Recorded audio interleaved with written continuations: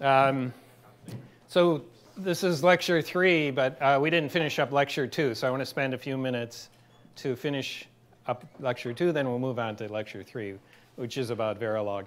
So last time we were talking about design alternatives. And we finished up with this slide that shows kind of a cost analysis of designing with FPGAs versus designing with ASICs. Both FPGAs and ASICs are a very popular way to implement designs these days in industry. And it's important to kind of understand when you would use one versus when you would use the other. And part of that decision is based on this sort of economic analysis that I've shown here. And it has to do with the cost to a company that's building a product that's going to embed one of these devices, either do a custom ASIC design or use an FPGA. And it has to do with how much volume is expected in the product, right? So if you look at the cost of using one of these versus the other as a function of the volume, we get these two lines. And the thing about FPGAs is the initial cost, which is the y-intercept here, is low. It's easy to design with FPGAs because you don't have to generate a custom chip. You can just buy the chip and then program it using some tools. And this is what we'll do in the FPGA lab. If you're going to design an ASIC, it has a higher NRE, higher non-recurring engineering costs, because it's much more time intensive to design an ASIC. You have to do all the logic design and then the physical design as well, which involves laying out the chip and checking it and paying for the masks, which are used to manufacture the chip. Okay. So it has a higher NRE. However, for a given function, the ASIC is probably smaller in area. So it's going to be cheaper per chip or per die than an FPGA. To get an analogous function on an FPGA, it will take a bigger die, a bigger chip in order to get the same function. And that's because the FPGAs are very flexible. They can be used for many different things. And this flexibility, as we'll see later, increases the size of the die and the power and the delay for a given function. Right? So that per die cost or per part cost is the slope of this line, right? Because every time the company uses one more, it increases its cost a little bit, right, over the lifetime of the product. Okay, so which solution is better really depends on the volume. There's a point at which they cross over. So for relatively low volume production, FPGAs are probably cheaper. And for high volume production, ASICs are cheaper, right, because of the lines cross over. And this is what we see in the real world. If you look at high volume things like cell phones, there's no FPGAs in there. There's custom designed chips because they're expected to sell in very high volume. So this high NRE cost can be amortized over the lifetime of the fact that there's many different, many copies of the chips made. Something lower volume like network switches or maybe even automobiles, they have a lot of FPGAs in them because the volumes aren't high enough to justify the design costs associated with an ASIC. Right? One interesting thing that has happened over time as ASICs have gotten more expensive to design because the process has gotten more expensive, this line has moved up, so the crossover point has been moving out to the right. So FPGAs are a good solution for an increasing number of products, because right? This crossover point is probably in the 100,000 or so, and it's moving out all the time. So this means the FPGA companies have done pretty well as far as selling parts because they have a very nice solution for a bigger and bigger market segment.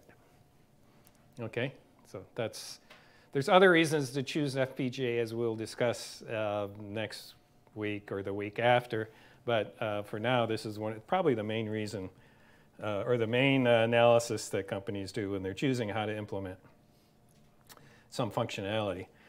Another choice would be to use a microprocessor or a microcontroller. A microcontroller is just a simple microprocessor. If high performance is not needed, for instance, you're putting some controller inside a bathroom scale or a toaster or even a refrigerator, where it doesn't have to run extremely fast. One way to get a certain function is to put a microprocessor there and program it to have the function that's needed. Okay? You can take input, manipulate it in software, and generate output. And as long as it doesn't have to run at extremely high speed, that's a reasonable approach. And as you know, then if you're designing the product, you have to design the circuit board, but you don't have to design the chip or any of the logic inside the chip. You just write a program. So it's a very attractive solution for lots of different types of products. They're usually low performance type functionality. Okay. So, and in fact, in products like that, they'll have the program will be in some non-volatile memory. So when the device is turned on, when you turn on your toaster oven or whatever it is, it automatically boots this microcontroller, and the code is sitting there in the memory ready to run, okay, or the program starts running right away. Okay. Now, it's interesting, instruction set processors, microprocessors, are also I say it's a ubiquitous abstraction level. What that means is microprocessors exist as chips. They also exist as something that can be synthesized into in an FPGA, right? You could turn an FPGA into a processor by programming it to do the logic of a processor, right? And there's commonly available descriptions of processors, right, that are used. Sometimes FPGA designers will embed a soft FPGA into their logic, or even ASIC designers will embed or synthesize a processor and put it in along with their custom logic. Okay. This is because for many applications, it's nice to have some software around. Even if a lot of the computation is done in hardware and gates, having a software model there eases the development of the application. Okay. So we've seen microprocessors hosted on a variety of implementation platforms, standard cell design, gate array, FPGA, and others. Okay. So this kind of brings us to another idea, which is the idea of a system on chip. And you probably will hear about this from companies. They claim what they're building now is systems on chips. They've gone beyond just a simple ASIC to something that's a system. And what this means is this brings together many different types of blocks. Okay. Maybe some custom analog blocks for A to D or D to A converters, along with maybe some memory blocks, some processor cores, maybe even embedded FPGA inside the chip along with other stuff.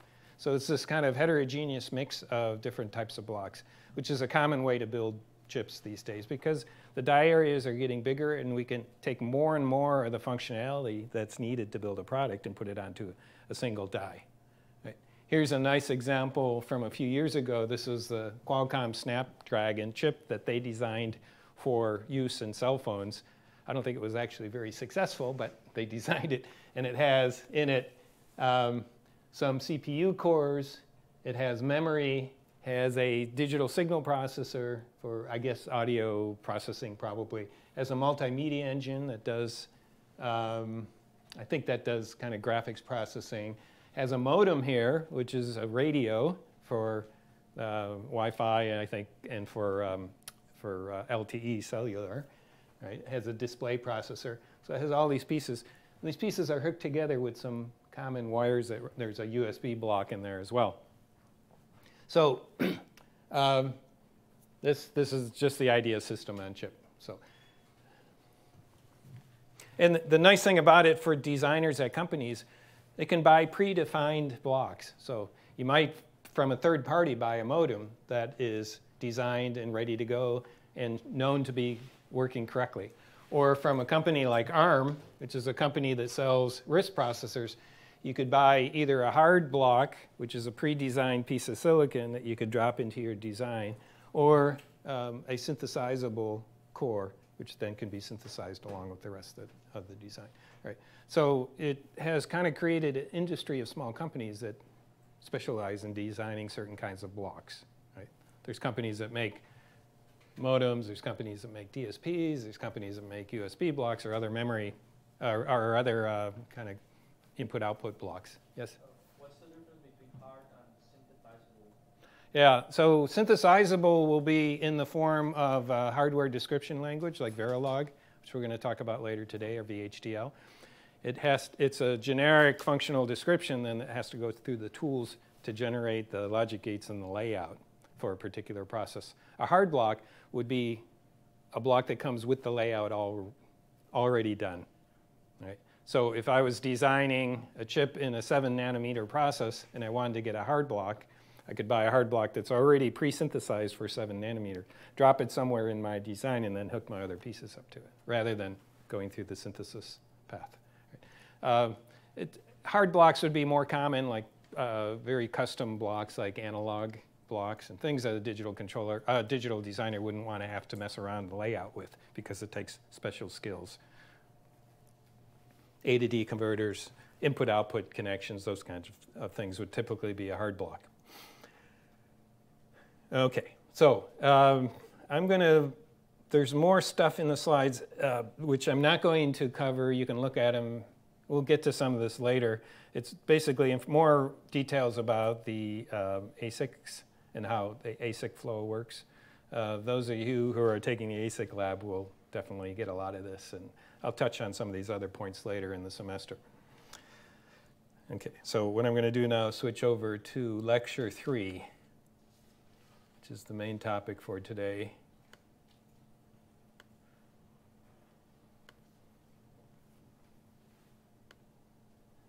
Okay, lecture 3, Verilog lecture, first lecture on Verilog, and this one's about combinational logic circuits. So every digital designer these days uses a hardware description language. The one we're going to use in this class and teach you is Verilog.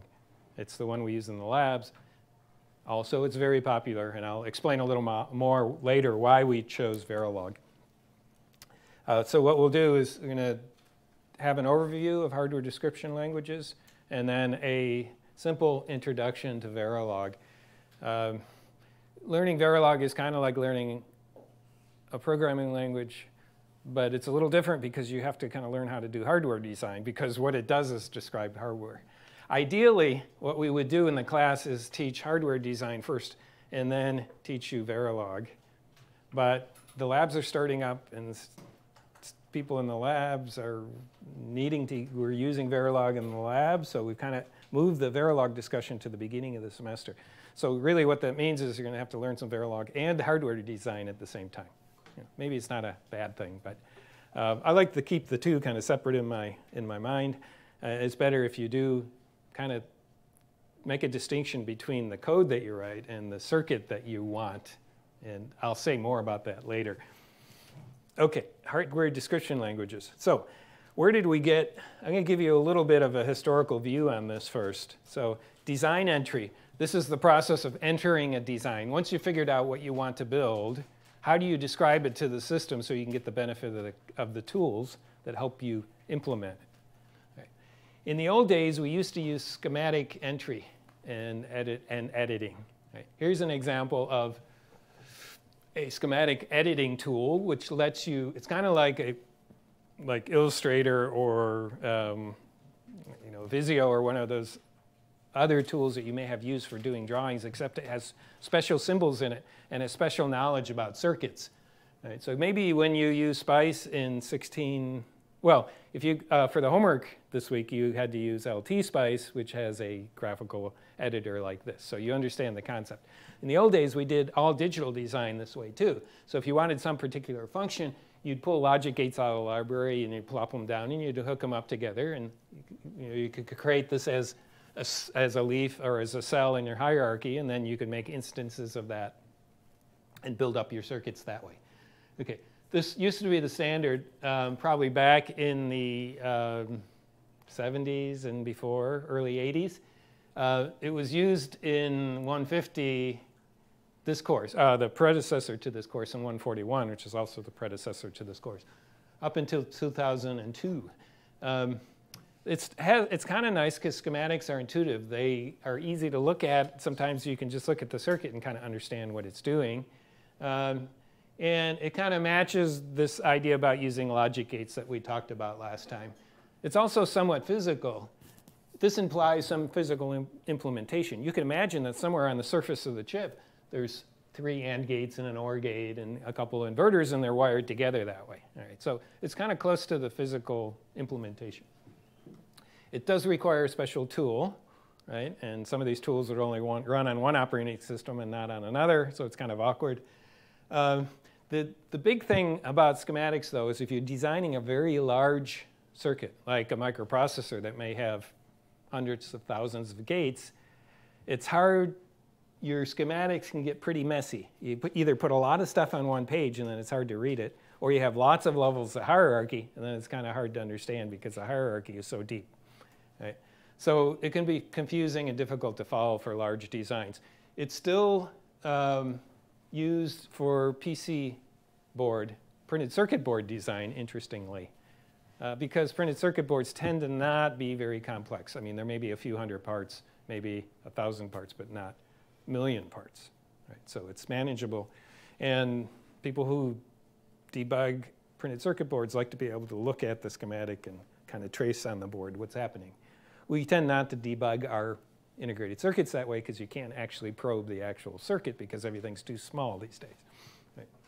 All right, so this has largely been replaced by hardware description languages. The basic idea, I'm going to give you a couple of basic ideas about how we use hardware description languages. What they do, the language constructs, so there's language constructs, which are part of the language that you can use. They describe circuits in two basic forms, either so-called structural descriptions or behavioral descriptions. For a structural description, there's a set of components and they're connected together. So it's kind of like describing that schematic diagram. You say AND gate, AND gate, AND gate, OR gate, OR gate, inverter, inverter, and connect them together. And I'll show you an example of this. Right? Then there's behavioral descriptions. We use high-level constructs similar to what we might see in conventional programming languages to describe the function of the circuit, not the structure, not how things are implemented or wired together, really what the function should be. Right? It's a very powerful notion, and we'll see lots of examples of that. I'm going to show you one in a minute. In fact, let me build this out. So here, okay, on the right, I have a decoder. I don't know if people know what a decoder is, but I've put one on the board here. I came in early. And this is a circuit that takes a binary number. In this case, it's a 2 to 4 decoder. It takes a binary number on A and B. A and B are the 2 bits of the input. And it has 4 outputs, x0, x1, x2, and x3.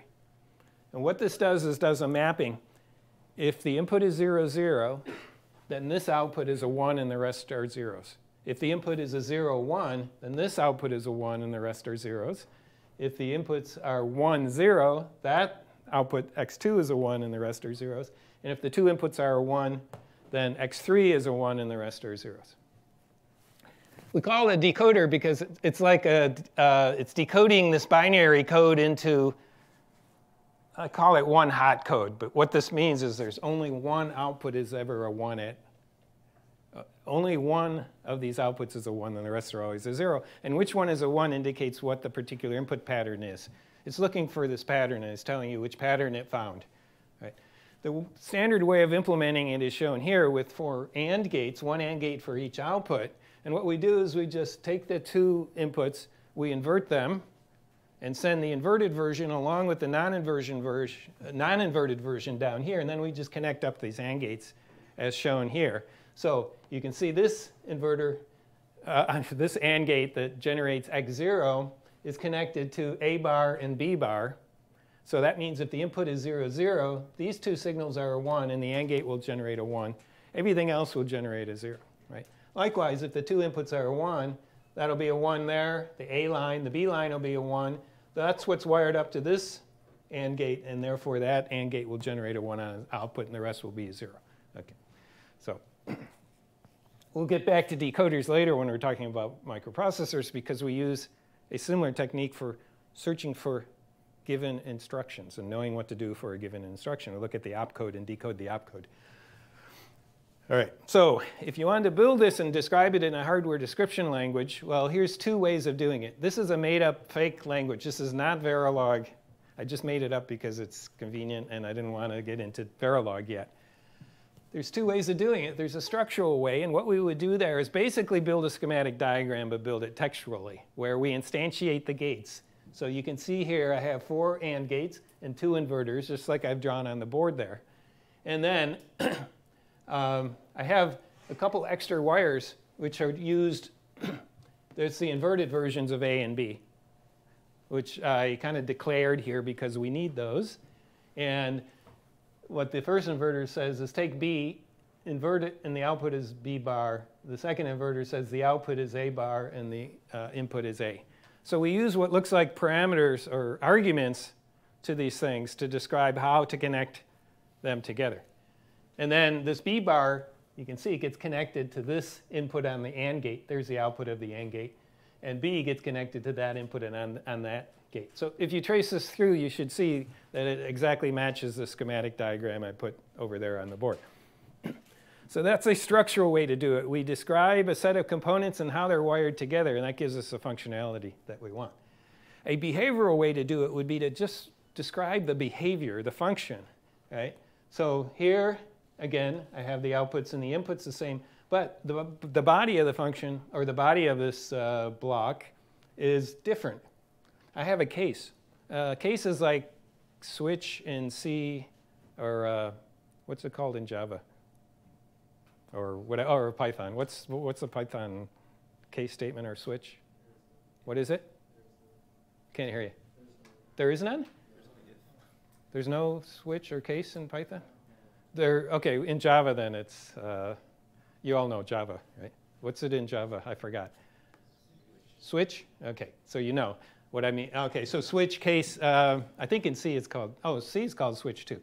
Okay, what this means is, we're going to case off of AB. Treat AB together as a 2-bit number, and then we match. If AB is 0, 0, then this thing becomes true, or this happens. If input is 0, 1, then that happens. If input is 1, 0, etc. So you can enumerate all the matches for AB. So, and what I just do then is assign into this vector of signals, x0, x1, x2, x3, according to this here. And I think I have it right. Yes. So 8 would be 1, 0, 0, 0. 4 is 0, 1, 0, 0. So you just kind of assign into the outputs according to which one matches. Right. No mention of logic gates. Don't even know this says nothing about how to build it. It just says what the function should be. And that's what we mean by behavioral. And you'll see more examples of that. Okay, so that's the other advantage to using using hardware description languages versus schematics, is that you can introduce, or the inventors of these languages have introduced behavioral constructs. It makes it simpler to specify circuits, because you can avoid having to specify all the details and leave it to the tools to figure out how to build the circuit. And the tools have gotten pretty good at figuring out how to build a circuit. And that process is called logic synthesis. So it'll synthesize the logic automatically, which means a lot of what we teach you in this class you don't really need to know anymore, because the tools take care of it for you. But it's good to know what the tools are doing so that you'll be a better user of the tools. Okay. All right. So yeah, warning, this is a fake HDL. Don't try to compile this or find a compiler for it. There is no such thing. I'll show you a real HDL in a minute when we start talking about Verilog. Okay, so the main thing that we do with hardware descriptions, we take a hardware specification that's in a hardware description language. It has some hierarchy, and it defines the structure and the function of the circuit. Okay. We either simulate it, and we will simulate it to verify that what we design behaves as required. And some of the simulators also, all simulators will help you verify the function. Some will also help you verify the timing and the power consumption. The other thing we do is we pass it into a tool that will do synthesis. Right? And what we call synthesis is, what that means is it maps the specification to a set of hardware resources. So in the case of an ASIC, it'll map it into the standard cell library that has the logic gates and flip-flops and those things. For an FPGA, it will synthesize your circuit into a collection of the CLBs, the configurable logic blocks that we talked about last time. Okay, so simulation and synthesis. Usually you spend, a typical thing is you write your description, you simulate it until you get the bugs out, it behaves the way you want, you put input in, you test the out, check to make sure the output is as you expected. Once you have it debugged, then you might pass it through synthesis to actually generate a circuit that you could use if you were fabricating a chip, or you could use it for programming an FPGA. Okay, this is not the entire story. There's other tools are useful for analyzing the HDL specifications. We'll talk about that more later, and you will use more tools in the lab. But these are the main two tools, the simulator and the synthesis tool. There's a bunch of hardware description languages. There's probably hundreds of them. If you looked at Wikipedia, you'd probably find a long list of them. I've listed here sort of my favorite and the most popular ones. There's a Verilog, which is the one we're going to use. It has a simple C-like syntax, and it has a very mature set of tools. It's been used for a long time in industry and in academia, and so it's very stable and nice to use. There's VHDL, which is very similar. Semantically, it's very close to Verilog, but it has, it's much more verbose. It has a more complicated syntax. I'll say more about that in a minute. There's something called System Verilog, which enhances Verilog with strong typing. The unfortunate thing about Verilog, as you will see, particularly if you're a CS person who thinks about programming languages, it's a pretty primitive language from the point of view of type checking and other modern conveniences of programming languages. What System Verilog was an attempt to kind of update Verilog and bring some good practice or good kind of design from the software world into hardware description languages. It hasn't caught on very much. It has a much less mature tool flow, so we don't use it in the class. By and large, well, okay, there's another thing which I note here because it's kind of interesting. You may want to check it out, called BlueSpec. This came out of MIT. It was originally built in the Haskell programming language, if you know that functional programming language. It's now available commercially, bluespec.edu or .com, I'm not sure, but you can look it up. A few years ago, some of us here at Berkeley got fed up trying to use Verilog in our research projects, so we invented something called Chisel, which was kind of a bold move to think that we could actually replace Verilog. It's still used. We use it in 152 and 250. Some companies have been using it internally for some internal projects. You can read more about it at chisel.ecs.berkeley.edu. It's sort of interesting. I'm not going to say much about Chisel other than it's embedded in the Scala programming language, so you get all the conveniences of a modern programming language. Object-oriented programming, functional programming, strong type checking, type inference, other things that make it easy to build complicated hardware. Okay. So if you take 152, you'll learn about it. It's kind of fun. Okay, brief history about Verilog. I'm not sure I'm going to go through all this. I wanted to make this point, though, the second bullet here, that Verilog was invented as a simulation language only. It didn't have that synthesis branch originally. For a while, designers would write a Verilog model for the circuit they want to build. They would simulate it to verify the decomposition into blocks, make sure they have the right hierarchy, make sure that things are working the way they would like. And then they would go to some other tool like a schematic editor and enter the logic for all the different pieces.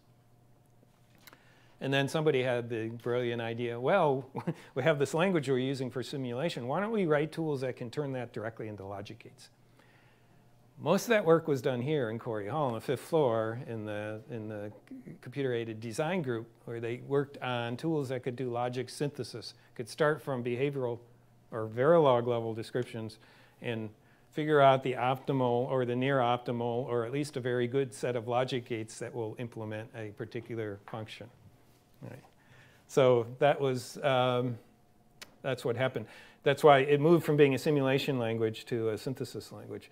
There's also around the same time as the origin of Verilog, the US Department of Defense funded a project.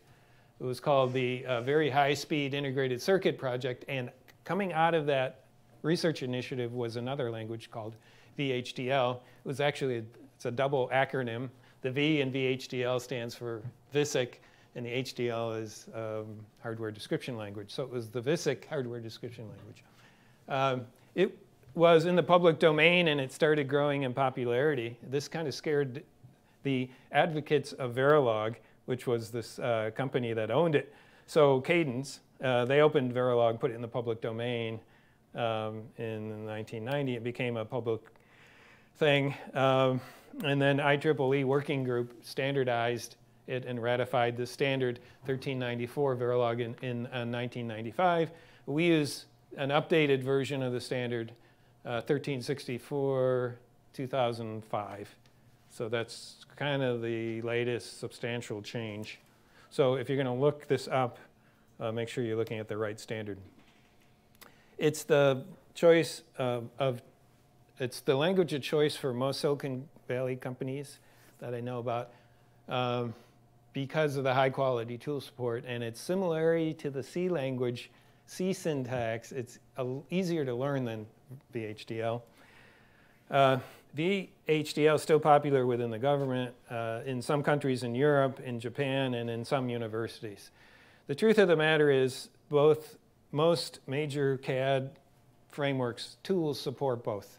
In fact, you can have some of your modules, some parts of your design described in VHDL. It really is just a different parser to the first order. It's a different parser in the front end. Also, if you learn Verilog here, you could easily learn VHDL if you needed to later for your job or research or for whatever reason. Okay, so here we go. I'm going to introduce Verilog. So the first thing to understand is a module. So a module description describes a component in your circuit. Remember, we're going to use hierarchy. We like to break things into pieces. Each piece will be a module. Okay? There's two ways to describe a module contents. There's structural Verilog, going back to what I said a few minutes ago about structural descriptions. Here, there's a list of subcomponents and how they're connected. It's just like a schematic, only it uses text. Right? You get precise control over the circuit details, if that's what you want.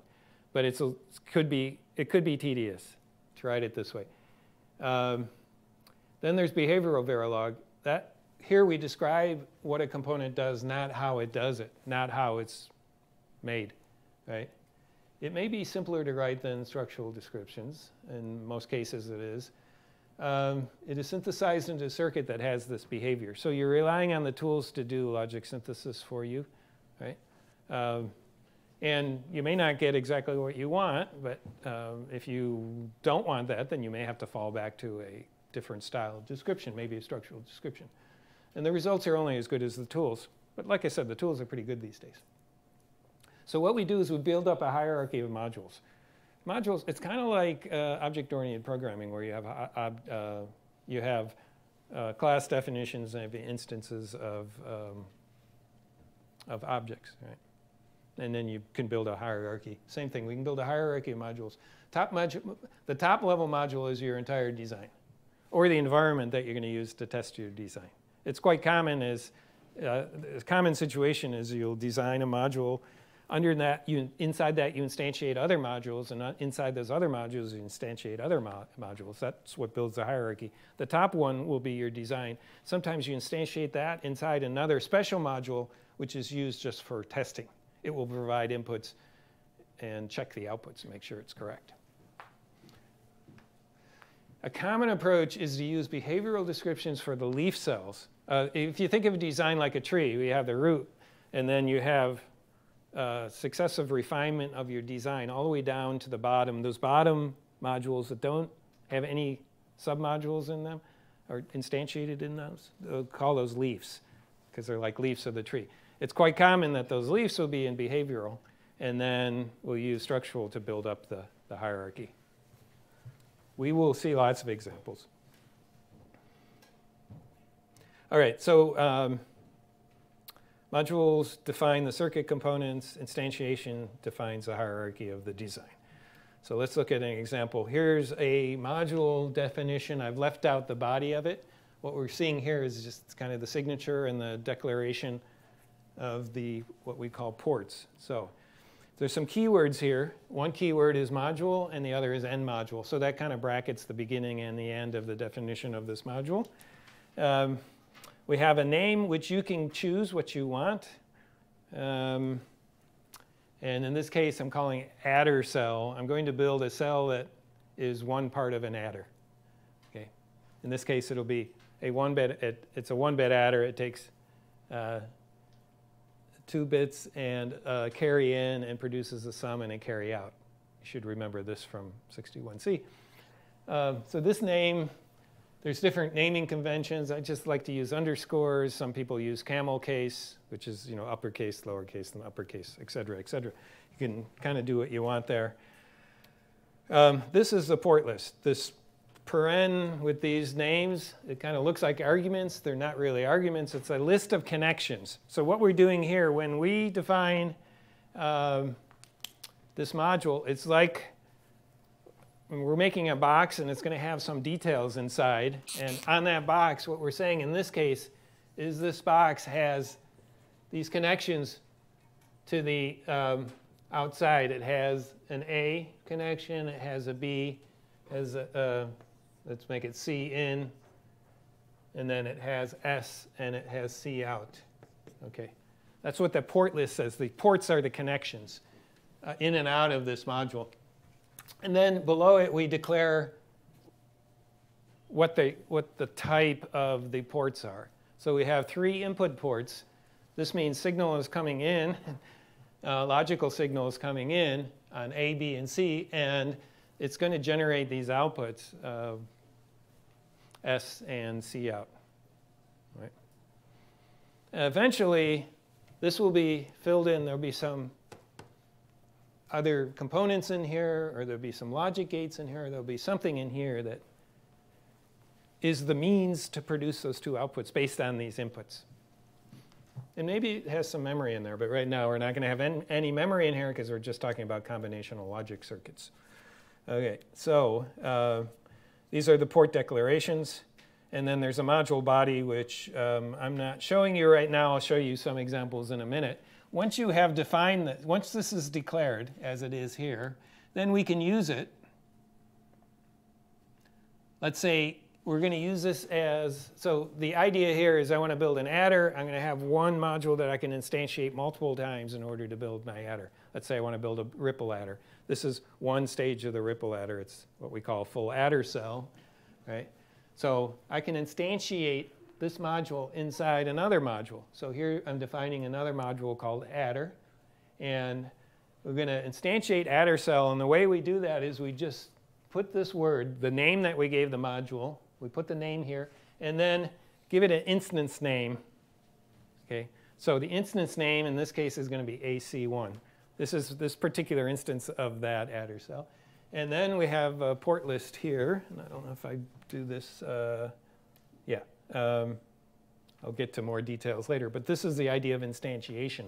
So once you have a module, you can instantiate it in another module. And then we make the connections here, which I'll show you later. Okay. So a couple things to note here. This module is not a function in the C sense. Right? There's no call and return mechanism. Right? It kind of looks like a C function or a Python function or a Java method or something. But there's no going there and then coming back. This is not what it's all about. Think of it more like we're building a hierarchical data structure. Right? The way we're building a hierarchical data structure, declaring this as something, this is a kind of instance of that inside of here. Also, you'll see in modern Verilog, I kind of do Verilog in an old-fashioned way where these declarations are separate from the port list. There is a syntax, and you'll see some examples of this, where it allows port declarations inside the port list. So you can actually say input A, input B, input C in, output S, output C out, put it all in the port list if you want. So don't be confused by that. Similar, like in C programming language, I think you have both options. OK, so that's the idea of modules and instantiation. Let me show you a structural model example. Here's building an XOR function, exclusive OR function. I want to warn you first, you would never do this because XOR is actually built into the language. There's an XOR function built into the language and XOR gates, but just for purposes of illustration, it's a nice simple schematic that I drew for you here. This is a implementation of an exclusive OR. Remember, exclusive OR function is the output is a 1 if either of the inputs, but not both inputs are 1. It's kind of like an OR, but it excludes the case where both inputs are 1, and that ends up being a 0. This is one way to build it. There's other ways to build it. But this is one way. If we chose to build it this way, so we'd need 2 inverters, 2 AND gates, and an OR gate. You can do a structural description of this in Verilog, and here's an example of it. So I have a module, XOR underscore gate, has output A and B. OK, A and B are inputs. Output is out. There's no rules about which port goes where. I like to put the outputs first, but it doesn't really matter. It's up to you. And we have, so those are the ports. And then we have a declaration. Oh, this is all, I think this is yes. I have it animated here. OK, there's a module name. There's the port list. Here's the port declarations. This thing wire is a way to declare a signal or a wire that's used internally. It doesn't appear on the interface. It doesn't appear on the to the outside world of this module. It's just used internally. Right? And we needed, so A and B is available on the interface, as is out. But T1 and T2 and B bar and A bar, these are signals. They're named wires or named connections that they're not available. We don't want them to be seen by the outside. We just need them internally. So those internal signal declarations are declared with a wire. That's a special keyword in Verilog. Right? And then we have a bunch of instances. Okay, remember, it's a structural description, so we have to instantiate a bunch of components and then wire them together. So here are these instances. We have an instance of NOT, 2 instances of NOTs. That's Verilog's word for inverter is a NOT. It's a NOT gate. And then 2 AND gates and an OR gate. And you can see how the connections work. It's similar to that fake HDL that I had a few minutes ago. The input to an inverter is A, and the output is A bar, right? And then same thing with this other inverter here. It's B goes in and B bar comes out. And then the AND gate, its 2 inputs are B bar and A, and the output is T1, et cetera, et cetera. So you can just basically all the connections are done by the way that you put things into the port lists of these subcomponents.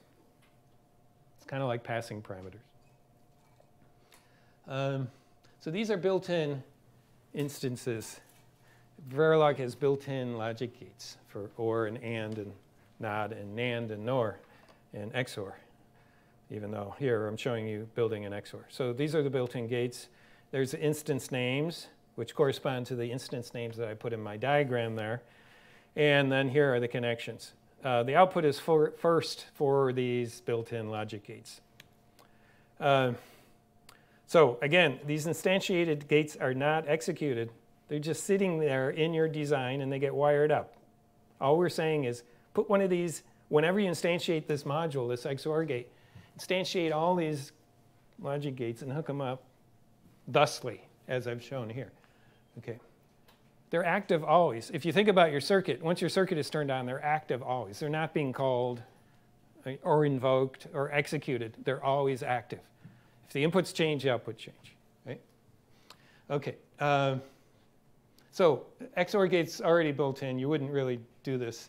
In fact, you wouldn't do any of this because I'm going to show you a better way to do logic circuits than with gates. Right? We would use a behavioral thing for this if we really wanted to do it.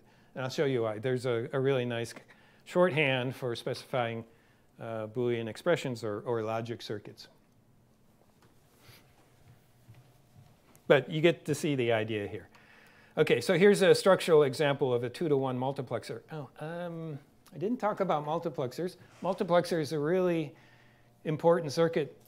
You probably learned about it in 61C and other courses. It's a circuit that has a 2-to-1 multiplexer has two data inputs, and a control input and a data output. The control says which one of those inputs to pass to the output. Right. So here's figure A here. It's a 2-to-2 input multiplexer. Has the control signal. We draw it so the control signal comes into the top.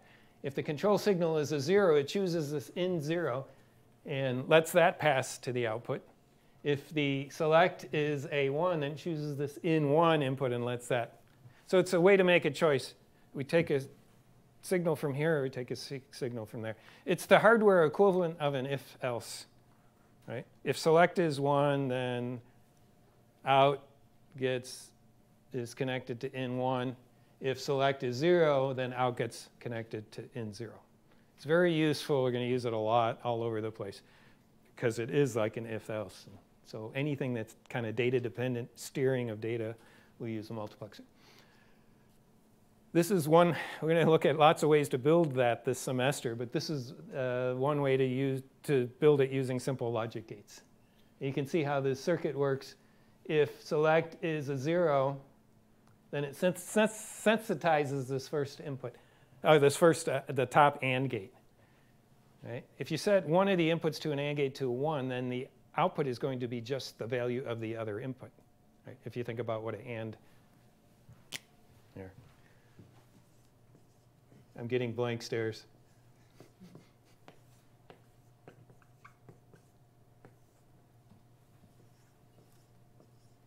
So there's the truth table for an AND gate. If you set one of the inputs to the AND gate a 0, then the output is a 0, regardless of the value of the other input. If you set that input to a 1, then the output is just the other input. Right? So it's a way to kind of selectively let something go or to 0 it out. You can think of it. You kind of AND it out. All right. So if select is 0, then it sensitizes the top AND gate, and it turns off the bottom AND gate. Right? So puts a 0 here. It doesn't matter what in 1 is. And in 0 is the only thing that can make it out. If select is a 1, then the bottom AND gate is activated or sensitized. And so in 1 will flow out to the output. And the OR gate is there just to give us a way to combine these two signals. And we take whichever one is a 1 gets sent out. Now, yeah, or 0. I mean, yeah, you get it. So we can build that here. Okay, so it's kind of just what I showed you before. We have mux, which is this one? Yes. What I've added here is C-style comments, or C++ style comments, just so you know. So you can put comments in this /* if you have a comment block. You can do multi-line comments that way. If you have a single line comment, you can use // and everything until the end of the line is ignored. So it's a good idea to comment your descriptions just like it's a good idea to comment your code so that somebody else reading it or you reading it later after you forget what you wrote, you give yourself hints about what it's supposed to do and how it's doing it. All right, so this is just another example. So we have a 2-to-1 multiplexer here. What else can I say about this? Just so you know, the built-in, it's a minor point actually, built-in modules or built-in gates don't need instance names. Right? So this is actually valid. Right? And yeah. So since there isn't a notion of execution, does the body of a module need to be in any particular order, like in terms of the data dependency, or can we mix all of it up? Yeah, order doesn't.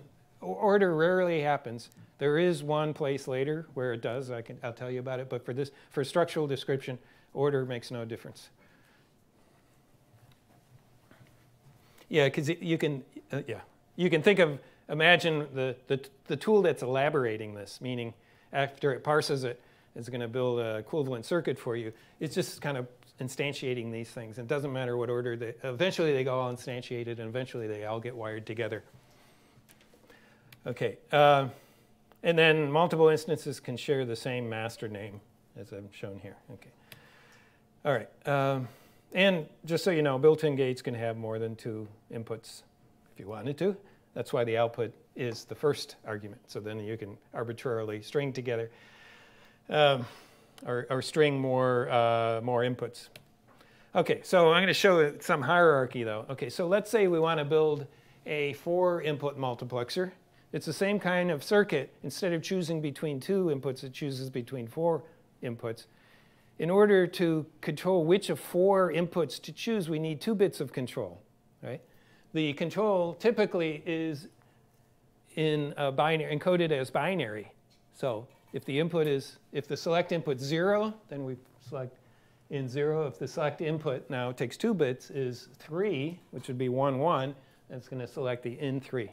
Okay, and then if it's 0, 1, it selects in 1, and if it's 1, 0, it selects in 2. A common way to build a 4-to-1 multiplexer is to use 3 2-to-1 multiplexers in this kind of hierarchical form here, which I've shown in this diagram in figure B here. We use the 2 bits of select. Right? And just so you know, so bit vectors or signal vectors in Verilog, we can index into those with square brackets. So select square bracket 0 means the low bit of select, and select square bracket 1 means the high bit of select. So this is kind of like a single elimination tournament. We use the 0 bit of select into 2 multiplexers here, that narrow down our choices from 4 down to 2. Right? So this level brings us down to 2 choices, and the next level brings us the final answer out according to the other bit of select. And you may need to stare at this a little bit to convince yourself that it works, but it does work. And it's kind of a common thing. We do this sort of thing all the time with other functions as well, not just multiplexers. OK, so if you accept this, this is a reasonable way to build it. You may want to test that out with some simulator. And given that we've already defined the 2-to-1 multiplexer, right, we can make this 4-to-1 multiplexer by making 3 instances of the 2-to-1 multiplexer. And that's what I've shown in this definition, this module here. So it's module mux4. Now, as I already mentioned, here we're introducing the notion of bit vectors, or signal vectors. This select is a port, but it's also a signal vector that has 2 bits in it. And in the declaration section, it also uses the square brackets. And we put the lowest index and the highest index. So this goes from 0 to 1. You can use the numbers you want in there. They don't have to go from 0 to 1, but it's nice to go from start at 0 and go to some maximum value. So that's the way we tell the system that select is 2 bits wide. The other things are single bit inputs, because they don't have any square brackets associated with them. The output is here. And then we need 2 temporary or 2 internal wires, these wires here that make the connection from the output of those 2-to-1 muxes to the final stage 2-to-1 mux. So that's W0 and W1. And then I have instantiate 3 multiplexers. I use one master name here, mux2, which comes from this module definition up here of mux2. And then I make 3 different instances of it, M0, M1, and M2. I think M0 is here, and M1 is there, and M3 is here. And you can see then we have the port connections here, and I've introduced something new with these port connections, which I'll describe here. These are so-called named ports. Okay. So when wiring up to an instance, you can just get things in the right position, and then they match up in the definition there. But if you don't want to worry about getting all your port connections into the right position of the port list of the master, you can use the so-called name ports. So what you'd say, the syntax is dot and the port name from the master. So dot select and then paren, and then the local wire or the wire within this module that you want to connect up to that port. Right? Similarly, dot in 0 corresponds to dot in 0 there. Right? And, it corresponds to the port in 0. Right? Likewise for the other ones. What this does is mean that we can put them in any order, and you don't have to remember the order in the module definition in the master up here. Right? It's more robust too. If you happen to change this, it won't break a bunch of things, or if you get the order wrong, this kind of reminds you exactly what you're hooking up where. So it's a nice practice. It's very common to do this. It's more verbose, but it is helps you eliminate bugs. Oh, I should just leave that for a second. Okay. Now, I should tell you, we wouldn't do this either because it's easy to do big multiplexers in other ways, which I'll show you in a few minutes. But again, it makes the point about building hierarchy through instantiation.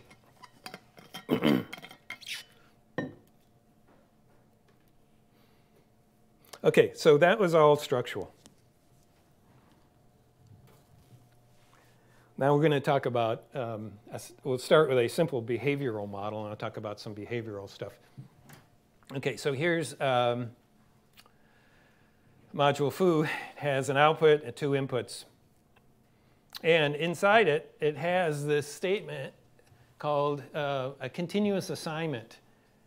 So what this does, in this example, it connects out to be the logical AND of in1 and in2.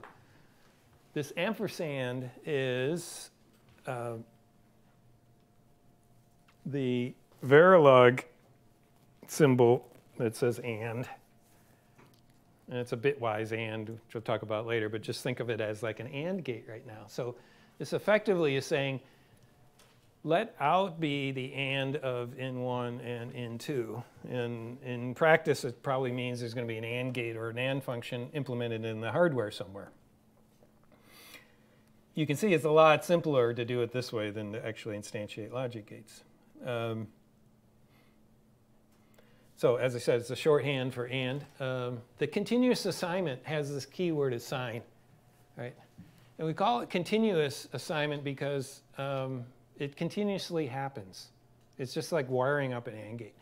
Therefore, any change on the right-hand side of this expression, or this assignment, is reflected in out immediately. So if you change in or in1 or in2 or both, out will change to reflect the AND of those immediately, except for a small delay, and the delay is associated with the way that the AND is implemented, okay? And that will vary depending on whether or not it's an FPGA or it's an ASIC or whatever it is, right? But functionally, it's continuously updating the value of out, right? So it's not like an assignment in C that takes place when the program counter gets to this place in the program, right? It happens all the time in your circuit. All right, so we can use this idea to do a more complicated example. I'm going to do a ripple adder, since I think you've all learned about ripple adders before. Here's a schematic diagram of a ripple adder where we build the adder out of this simple module called full adder cell. It's a confusing name. It's full adder, but it's really a 1-bit adder. It takes A and B, which are 2 bits, along with a carry in, and it generates a result bit and a carry out. It's like 1 column of the addition process. And the way we build a n-bit adder from a full adder is to put n of these cells together. So this is like the rightmost column of doing longhand addition. So you add the 2 bits, or when we do longhand addition, we do it with digits usually, base 10, but we can do it with binary. So instead of adding the rightmost digits, we're adding the rightmost bits. And we generate a result and possibly a carry that goes over to here that gets added into this column. We generate a result bit and a carry bit, a result bit and carry bit. Okay, go through 4 columns, and we can use that as a way to add 2 4-bit numbers together. So the 4-bit numbers come in on A and B, and the result is then in the R bits here. So first, I define the full adder cell. This is the mod or full adder module. It has 3 inputs, kind of like what we had earlier, A, B, and C in, which A, B represent the 2 numbers we're going to add, or the bits, the single bits of the 2 numbers. And then carry in is CI, result is R, and carry out. So I use 2 continuous assignments to define the logic that's inside the full adder cell. I could just instantiate a bunch of gates. I know how to build an adder, but it's just simpler to do it this way. We know, if you remember, maybe you learned it in 61C, maybe not. If you didn't, you're going to learn it here in a few weeks. The result bit of addition, of a single column of addition, is the exclusive OR of A, B, and C in. And the carry out is the majority. So I showed you the majority gate the other day. It's the majority of A, B, and C in, and we can implement that. Remember the other day in lecture I had that simple circuit that had 3 AND gates and an OR gate. I said it was a majority gate. That's this. So the up arrows are the Verilog symbol for XOR, and ampersand is the and this vertical bar. Is there another name for this? Vertical bar. This vertical bar is the OR. So this is the OR of 3 things. Each thing is the AND of 2 things. Right? So in this nice compact behavioral form, this is behavioral because we didn't really say how to implement these functions. You can guess it's going to turn into logic gates of one form or another, but by the time it actually gets built, it may be a little different than what you expected, because the tools will kind of minimize things. Because remember, as we said, there's no unique, for a given Boolean function or combinational logic description, a Boolean function, there may not be a unique implementation of that. So the tools are free to kind of do what they want in order to try to optimize the circuit for you. Okay, once you have that, then you can build this 4-bit adder by instantiating 4 of these full adder cells. So here we go. It's up here. So A, B, and R. So my own personal convention is for single bit signals, I use lowercase, and for bit vectors, I use uppercase. So A, B, each are 4-bit numbers, or each one's going to be a bit vector or a signal vector, as is R. R is going to be 5 bits, because we want the output of the adder to be able to accommodate the biggest number that could result from adding 2 4-bit numbers, and that could be a 5-bit number. This is all unsigned right now. All right, so I declare A to B 0 to 3. B is a vector that's 0 to 3, and then R is 0 to 5 to 4, 5 bits wide. We've got 3 internal wires. I call them C1, C2, and C3. Full adder here is the master name for the submodule, and we instantiate 4 submodules. These, all right, and then wire them together thusly. You're going to have to look at it. I'm not going to go through all this because it's very tedious, but you can kind of see what's happening is I use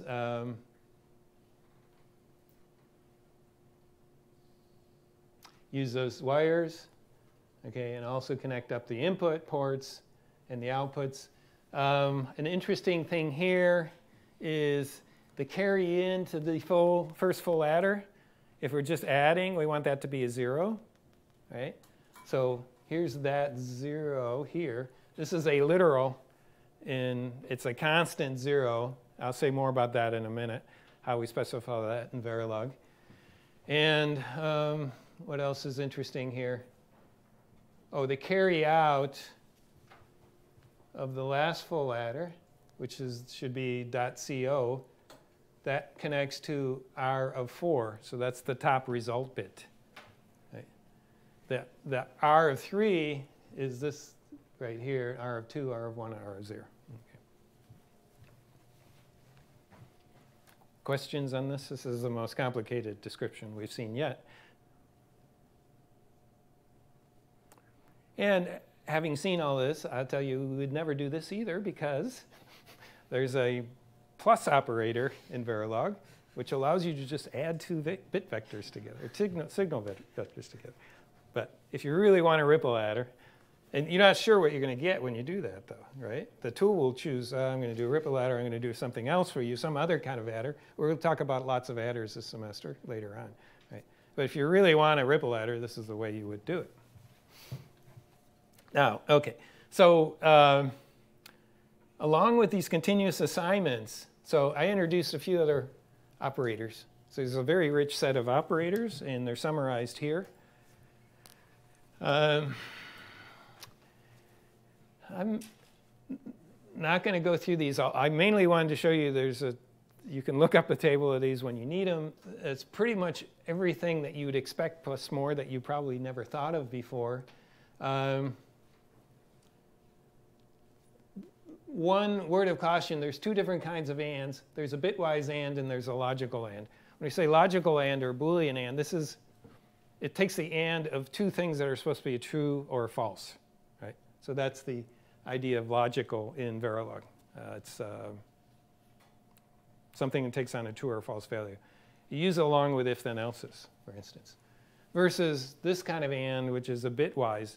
If you and two words together, it does a bitwise and of all the associated, it ands bit 0 first word to bit 0 the second word, ands bit 1 of the first word to bit 1 of the second word, et cetera, and builds a new word.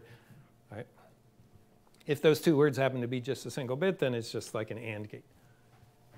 I'll show you some of these on the next slide. Wow. 12 more minutes. Okay. So, before we do that, I'm going to talk about constants. So if you do need to specify a constant, you can use ordinary decimal numbers. There's a 2's complement. Negative numbers are, by default, it uses a 2's complement representation, which you know. Binary numbers and hexadecimal numbers can be specified. It has this funny syntax. You put a decimal number here that says the number of bits.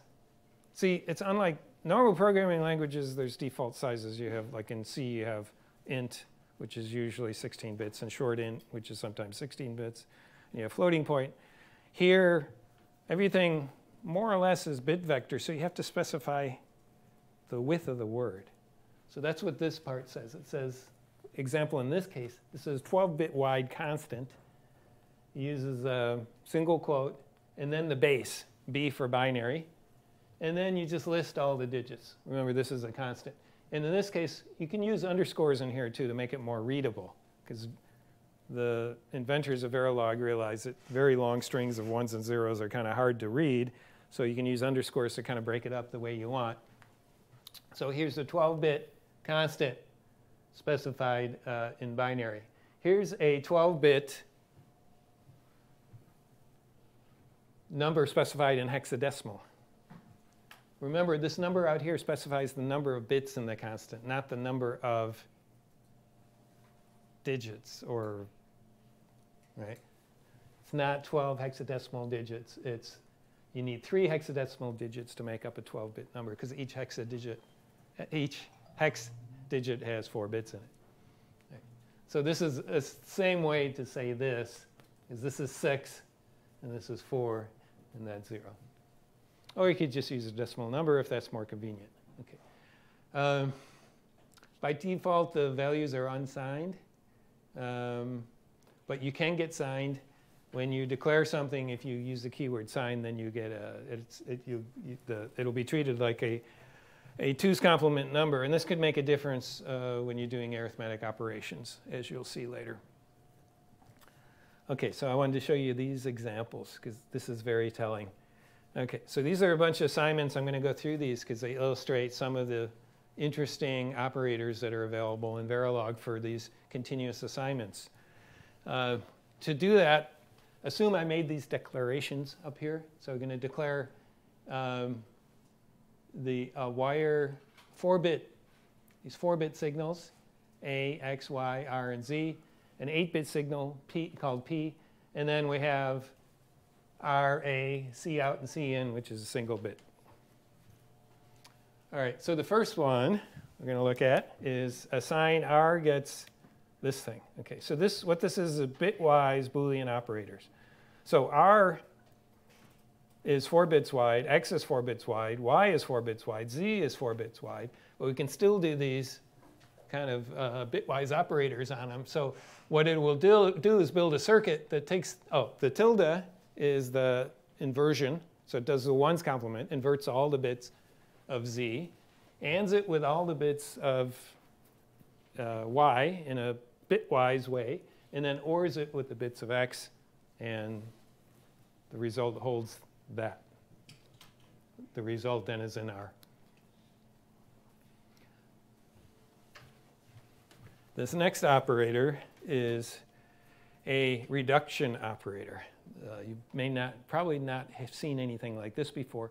What this does, since X is more than a single bit, it applies that operator between all the bits of X. So it ands in this case, it ands all the bits of X together. Right?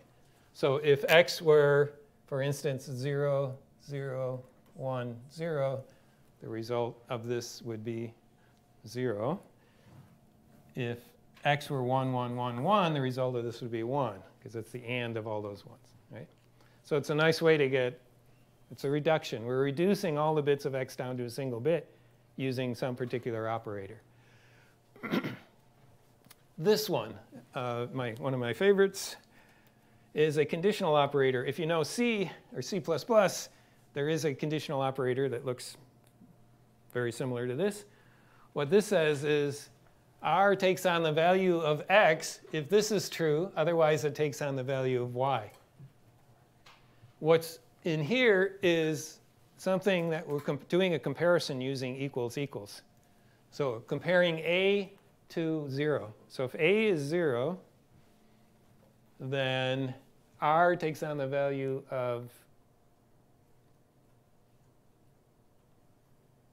if A is 0, this is true, and R takes on the value of X. Otherwise, it takes on the value of Y. This is a multiplex. This basically synthesizes into a multiplexer. It's just like the circuit I showed you earlier, right? It chooses between X and Y based on this. This is like the selection thing here, right? Keep going. And you saw some example constants here. Here's another example. Here I'm just doing an assignment into P of this constant value, 8. It's an 8-bit constant, F, specified as hexadecimal FF. It's all 1s. So we're assigning all 1s into P. Right? Here's another one, arithmetic operators. Very powerful. P is assigned the product of X and Y. This is the multiplication. It's a big circuit. So with a single little tiny character, you get a huge circuit on your chip. And we'll see later, multipliers are kind of really big. Right? So kind of used with care because you can generate a lot of gates, maybe accidentally. Plus is also available, and there's other ones you can see. OK, this is an example of how to do sign extension. So interesting, what we're doing is assigning X into P, but P is an 8-bit number, and X is a 4-bit number. Right? So what to do with the leftover, the other bits of P, right? Right? If you're going to assign a 4-bit number into an 8-bit number, well, the low bits of P can come from X, but where do we get the high bits? One logical thing to do is to do sign extension. Right? This will come up a lot. If you wanted to maintain the signedness, if you're using 2's complement numbers, and you want to retain the signedness when you do the assignment, you have to sign extend the 1. If it were a negative number, right, you want to make sure the sign bit is still 1. So what this does is replicate the top bit of X, which you could think of as a sign bit, into all these positions. So the 4 curly bracket means repeat this bit 4 times in that position, and then concatenate it all together, another set of curly brackets with a comma here. Right? So we're building up P out of 2 things. The bottom part is just the bits of X, and the top part is 4 copies of the top bit of X. Kind of a strange syntax, but it's very powerful. There's also bit concatenation. So this is a way to do concatenation, these curly brackets, concatenate bits together. You can also put field concatenation on the left side of an assignment. And what that does is tend to deconstruct for you. Right? So what we're going to do, this is a really kind of cool thing. We'll add X to Y along with carry in.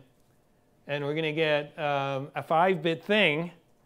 And the top bit, since that's declared as a single wire, that will get the top bit. And R, since it's a 4-bit thing, will get the low bits. Right? So this entity here is 5 bits wide, but it's really composed. We're telling the system it's composed of a single bit and then 4 bits. So the low 4 bits will get assigned into R, and the high bit will get assigned into carry out. Right? So the curly braces on the left kind of decompose, decompose the result for us. And this is a bit shift operator. There's shifts, so kind of like the shifts that we have in C or C++. This says Y gets assigned A shifted 2 bits to the left. Right. And there's shifting to the right, and as you'd expect. This has to be a constant, though, to make a variable shift is a more complicated thing. I don't know if Verilog supports variable shift amounts. I'll have to check that out. I can't remember. But for now, think of that as a constant or a literal. OK, and then the last one here is, this is another way to do a shift using concatenation, as you see. We fill in the low 2 bits with a 0, and then fill in the top 2 bits with the low 2 bits of A. Right? So it's effectively doing a shift to the left, and we do it more explicitly with concatenation. It's just another example of concatenation. OK, so I have a minute and a half. So let me just introduce this, because it might come up in the lab. What I've shown you up to this point is so-called a continuous assignment. There's something in Verilog called a non-continuous assignment. This is kind of strange from a hardware specification point of view. It kind of shows off Verilog's its roots as a simulation language. There's a thing called an always block. And always means always do this in Verilog. So here's an example of it. Made-up gate and OR gate has an output and 3 inputs, in 1, in 2, and in 3. And this has to be, we're going to assign to out inside this special block here. In order to do this reg type declaration, it's not really a register. In this case, it's just a Verilog idiosyncrasy. We have to declare this thing as a reg. Once we do, we can use a special syntax, always at keyword. And in here, this is a sensitivity list. What that means is if any of these things change, do this assignment. Right? It's very non-hardware-like because it's more like a programming language where you're saying, if this, then do this. Right? But it's always executing, so the system kind of builds a circuit so that if in1, in2, or in3 changes, then it's going to update the value of out according to this. And in this case, in an always block, you can bracket it with a begin and an end. So you could put a bunch of other statements in here as well. And we don't have the always here because it's inside. I mean, we don't have the assign keyword here because it's in an always block. So this is kind of an alternative way to specify what we were looking at before. You could have done this with just a continuous assignment with this kind of syntax on the right-hand side. The reason I introduce it here, and this is true, isn't this just the same as assign this? We could get rid of all this here and just replace it all with assign out. Well, there's certain functions, there's certain constructs that we can only get within this always idea, right? And the case is one of those, right? And I will talk about it last time, but let me just show, or next time, let me just show you. Within always, we have this option of using a case or a switch, right? So it can make our descriptions much more compact, and there's certain times when we want to do that. So we'll have to understand how to do the always block, but for now, for simple functions, you should just use continuous assignment. And that's it. I'll see you on Thursday. Good luck in the lab this week.